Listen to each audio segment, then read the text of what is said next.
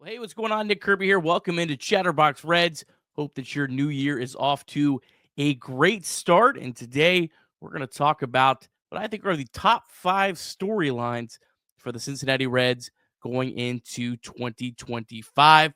Before we get to that, as always, Chatterbox Reds is proudly sponsored by Deep South Commodities. DSC is a leader in renewable commodities for biofuel production, specializing in used cooking oil collection, aggregation, and sales.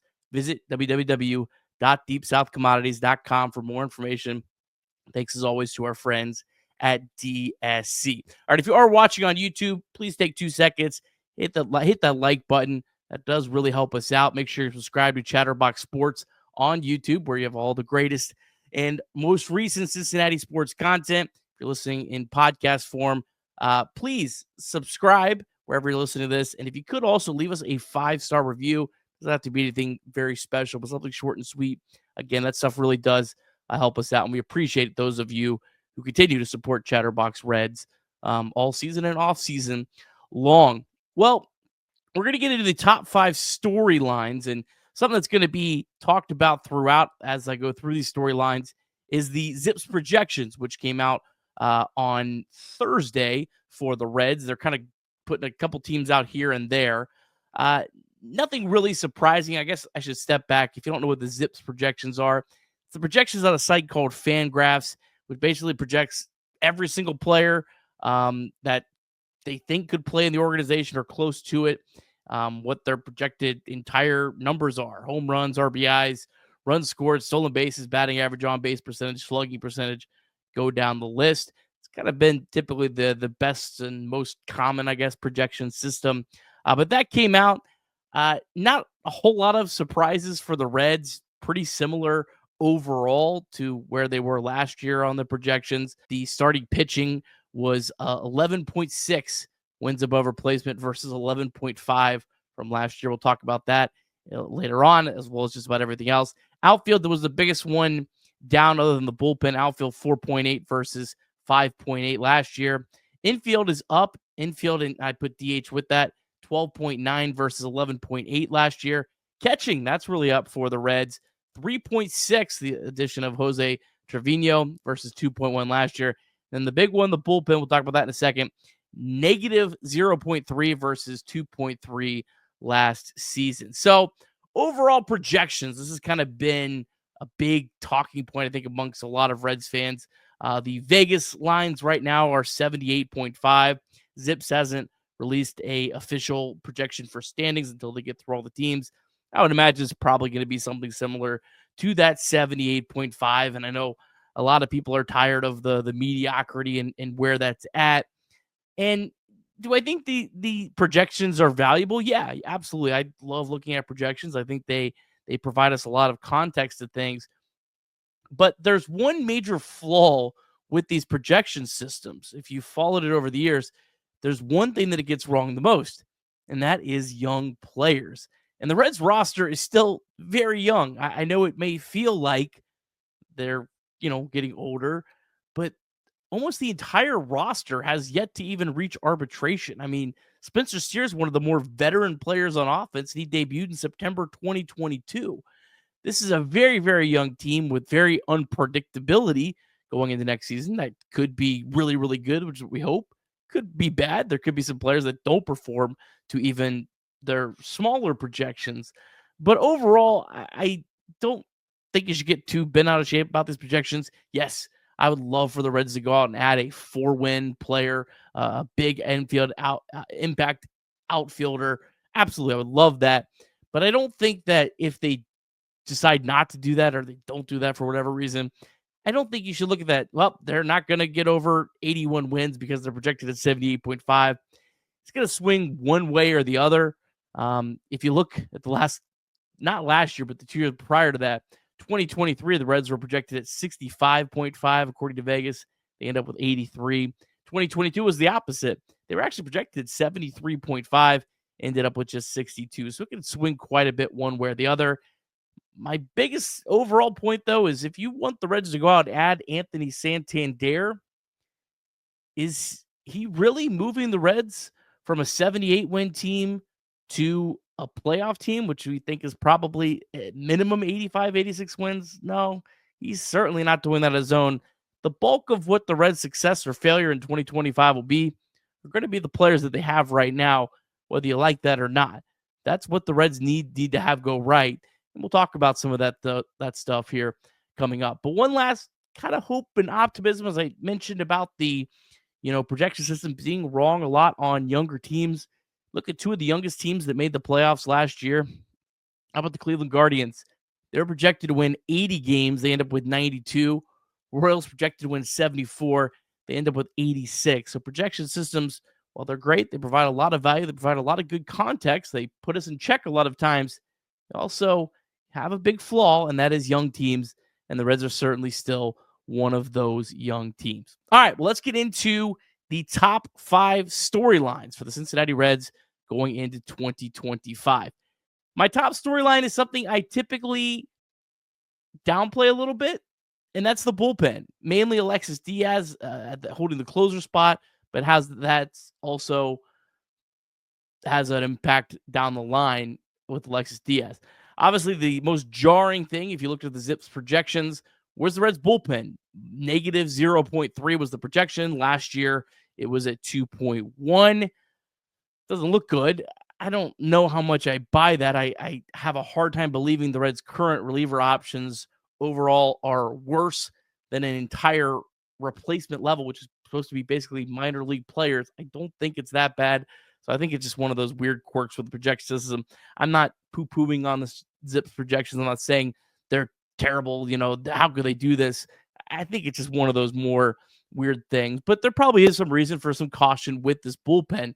And that's why I put it on this list as one of the top 5 biggest storylines, and that could swing the Reds season one way or the other in 2025. So obviously Alexis Diaz, I said this before on the show, but if Alexis Diaz comes back to being a semi-dominant closer, a very reliable, low 3s, high 2 ERA closer, wouldn't shock me at all in 2025.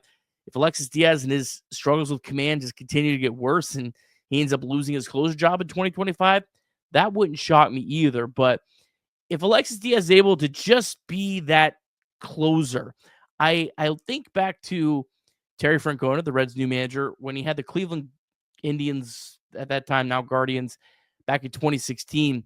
His best reliever was Andrew Miller, but he didn't use Andrew Miller as a closer. He used Andrew Miller famously in the playoffs all over the place. Cody Allen was kind of his guy. Good pitcher, really solid pitcher, but wasn't their best pitcher. But he was an 9th inning guy, got the job done more often than not.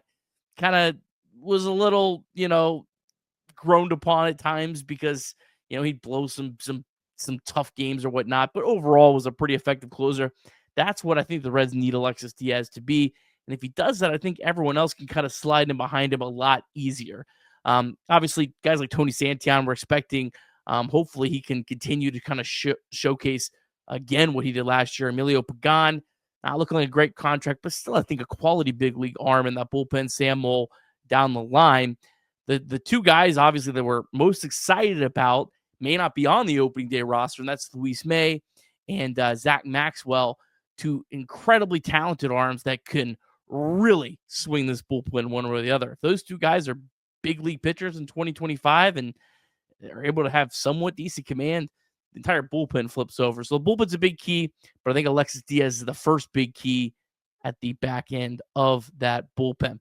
All right, number 4. What is the number 4 storyline for the Reds going into 2025?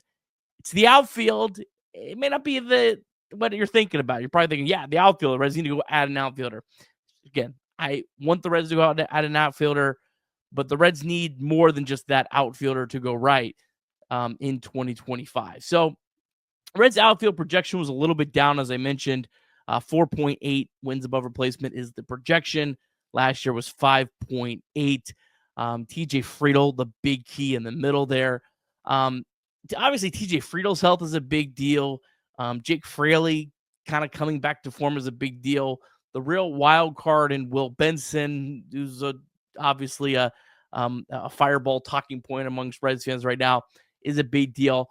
But I think if there's another part of this outfield that I don't think is getting discussion, and that is the depth in the outfield.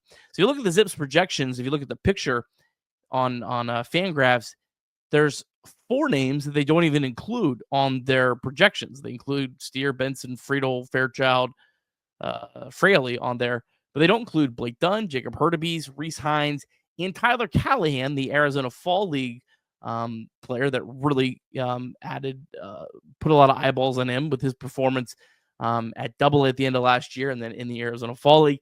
And then the Reds added him to the 40-man roster. A little bit surprising, so kind of shows that the Reds are very high on him.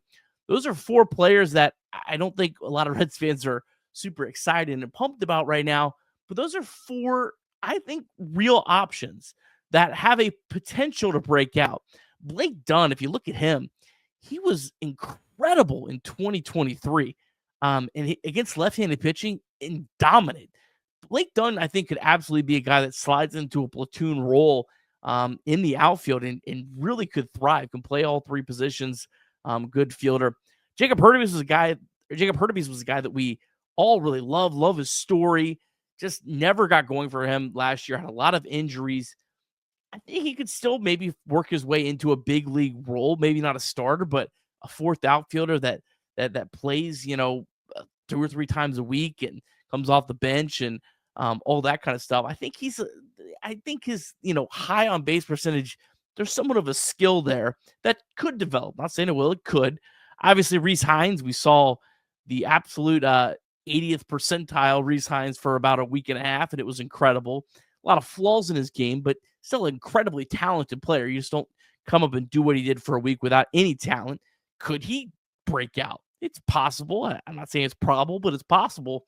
And honestly, the one guy that I kind of like the most out of this group, the guy that hasn't played the big leagues yet, and Tyler Callahan, had it absolutely raked last year. Could play left field, could also play second base if the Reds needed to, and third base.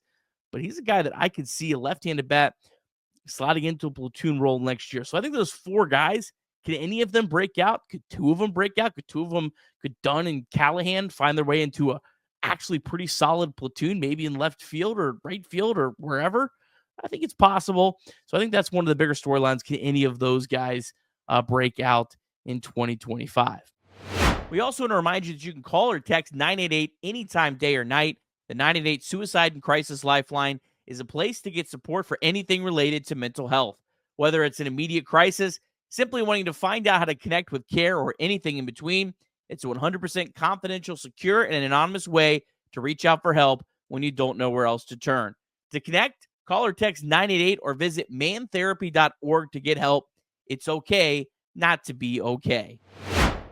All right, my number 3 storyline for the Reds going into 2025 is a guy that I don't expect to be on the big league roster on opening day, but a guy that I think is going to be a big factor and a big talking point as the season goes on, and that is Chase Burns, the Reds' number 2 draft pick, incredibly talented pitcher. We saw last year with Paul Skeens how big of an instant impact he had. Don't think Chase Burns is at that level, but I don't think he's that far off as well. So will Chase Burns debut in 2025? I think the answer is yes. I think the question is more, when will he debut? I think best case scenario, he goes to AAA or AA, wherever they send him, absolutely dominates like Skeens did, and you see him up at some point in May if there's a spot available. If he maybe struggles a little bit early, but kind of figures it out, maybe more like Rhett Lauder, very similar to what he did last season, I think you could see him up by All-Star break, August and middle of August, something like that. But he has a real chance to completely impact this rotation, or even the potential of, kind of go like that route with David Price, where the Rays used him in the playoffs as a reliever his first year just because wasn't going to have a lot of innings and was a dominant force there. I think Chase Burns has a chance to impact this team, maybe more so than a lot of people think. So if Chase Burns debuts, I think that's going to be a pretty big storyline that we're going to be following in 2025, and something that I think really can have a big swing with the Reds if he's able to come up and be effective. Obviously, the Pirates didn't make the playoffs, but imagine how bad that team would have been without Paul Skeens last year. He had a big impact on how, not just how good the Pirates were, but how relevant they were. He was obviously must-see TV. All right, my number 2 storyline, these not really a surprising one. It's Noel Marte. He's a massive wild card for this team. Unfortunately, just 0.7 projections. That's the whole third base for the Reds. Noel Marte, it couldn't have gone any worse for him start to finish in 2024. We've been through that. Still a very talented player. Still got a lot of time left. Still very young. But we're going to have to start probably asking the question at the end of the year, is Noel Marte the Jose Barrero top prospect that just doesn't pan out? Or is it just a guy that it's taken him a little while to get going? Could really go either way for Noel Marte. But Noel Marte, I don't think he has to be great. But if Noel Marte is a big leaguer, that's a big impact for the Reds at third base, because I like Santiago Espinal. I don't love Santiago Espinal starting every day, which I think right now, if Marte goes to spring training and looks like he's looked, I think Santiago Espinal is starting third baseman on an opening day. That's not going to be very exciting for me. But no, Santiago Espinal as the backup is really valuable. And if Matt McLain goes down, God forbid, or anyone else, you could throw Santiago Espinal and feel good. But Noel Marte kind of makes the whole engine work for the infield in terms of being able to place guys in the role and in the spot that you want. So Noel Marte, a big storyline. I really hope he can figure it out in 2025, because the Reds ceiling goes up quite a bit with just a decent Noel Marte. All right, and the number 1 storyline, I don't think it's close. I don't think there's anything that's even remotely close to the top storyline for the Reds in 2025. It's Matt McLain. How healthy is Matt McLain in 2025? If Matt McLain is healthy for the whole year, it makes the Reds a entirely different team. Look at his ZiPS projection. It's pretty high, 3.6. I was honestly a little surprised it was that high. I mean, that's a all-star level player. Kyle Tucker, the guy the Cubs just got that I raved about and loved, he's projected for 3.7 wins above replacement. How about Teoscar Hernandez, who the Dodgers just signed, the Reds fans, and myself included, I would have loved to get? He's only 2.6. How about Anthony Santander? He's only projected at 2.2 wins above replacement. Matt McLain is 3.6, and that's not even a full season. I don't even think they had him.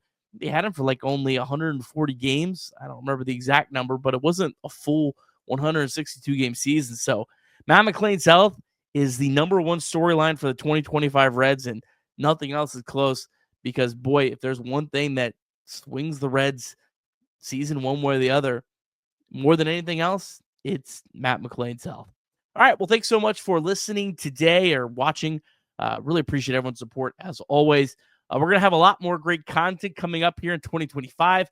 Hopefully about to debut a new project. I'm working behind the scenes trying to get some things going on that. So maybe if we're able to kind of pull it together and get it started, you'll be the first to know about it. It'll be in your podcast feed or here on YouTube. So make sure you subscribe to Chatterbox Reds wherever you get podcasts. Make sure that you are subscribed to Chatterbox Sports on YouTube. Lots of other great content here. Chatterbox Sports, Chatterbox Bengals. They'll be live for the whole Bengals game on Saturday night. I think it's a pretty big game for the Bengals against the Steelers. They'll be recapping that. Those guys do a great job. Of course, off the bench, 10 a.m. to noon, Chatterbox Sports on YouTube. Also available wherever you get podcasts. We got all kinds of other great content, so make sure you are subscribed and ready to go. Well, thanks again. Hope you have a great day. And as always, and most importantly, go Reds.